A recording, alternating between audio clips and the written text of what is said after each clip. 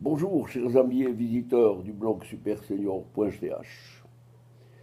Je vais vous parler encore une fois du chantier de Notre-Dame de Paris et de ce cas en général. En effet, hier soir, j'ai pris connaissance d'une publication qui a été communiquée le 29 janvier dans le journal Vosges Matin. Et dans ce journal, on apprend qu'une société d'Épinal a pu effectuer des travaux de protection de la charpente de Notre-Dame au cours de l'année 2018. Et ces travaux avaient pour but de traiter des champignons apparus sur la charpente de Notre-Dame de Paris. Tout l'article concernant ces travaux est détaillé dans le texte que vous pouvez lire à la suite de cette vidéo. Pour le traitement, il a été utilisé un gel qui a coûté 15 000 €. Je crois qu'il faut aller directement droit au but. Ce gel n'est pas fabriqué par la société Aubria, qui est une société spécialisée pour effectuer des travaux. Ce gel doit avoir été trafiqué avant qu'il ne soit livré à la société de protection. Voilà ce que je vais vous dire tout crûment. Le silence, une chape de plomb complète, s'est abattue sur ce dossier de Notre-Dame et c'est l'Élysée qui freine certainement tout ce qui peut être dit au sujet de Notre-Dame de Paris. Les raisons, vous les connaissez, le pouvoir en place et ceux qui l'ont installé ont un projet pour la transformation de l'île de la Cité, un projet mirifique qui générerait des milliards d'euros, mais ce projet ne pouvait être réalisé que si la charpente n'existait pas.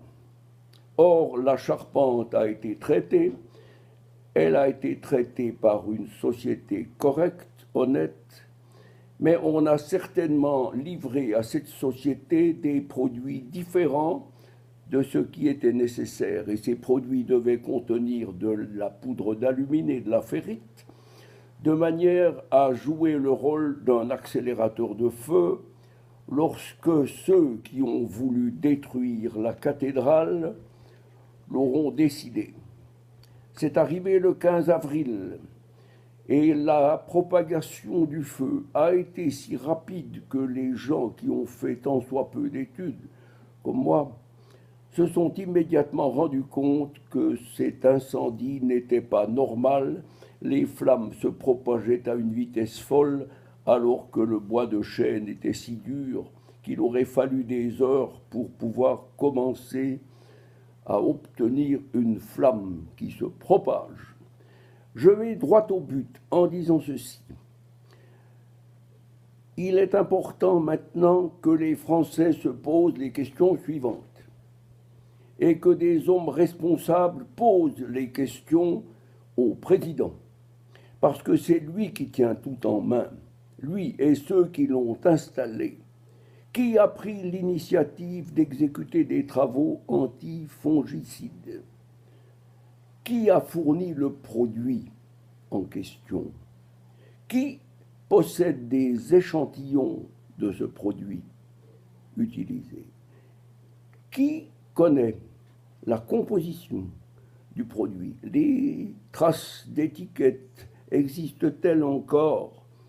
Pourquoi ne sait-on rien au sujet de l'enquête? Et pourquoi l'Élysée semble-t-il bloquer toute information sur ce sujet? Toute la question est là.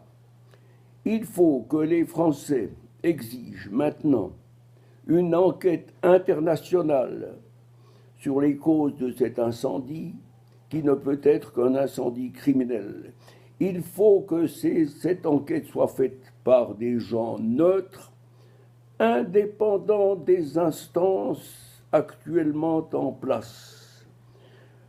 Je vous demande, si vous avez des amis haut placés, je vous demande de leur faire connaître cette vidéo et l'article que je publie sur mon blog et sur Facebook, sur VK, sur Twitter, et j'ai envoyé déjà des ébauches de mon article à des personnalités importantes de la République. Nous en sommes là. La France est victime, je dirais plutôt les Français catholiques sont victimes d'une poussée folle de destruction de leurs valeurs.